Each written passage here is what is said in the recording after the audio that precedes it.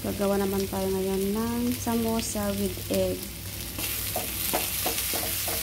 Lagyan natin ang ating itlog.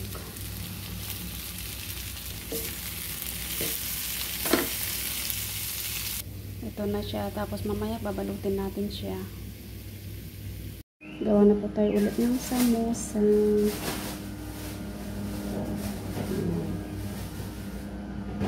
Lagyan tayo ng itlog. Tapos ilalagay akong itlog sa loob ng ating samosa.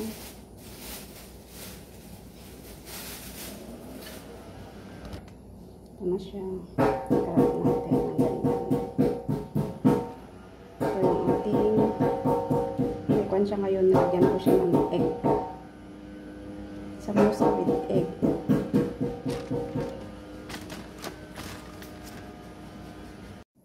Ito na yung ating samosa.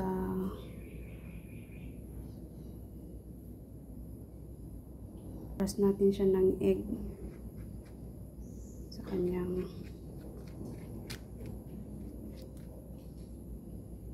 egg.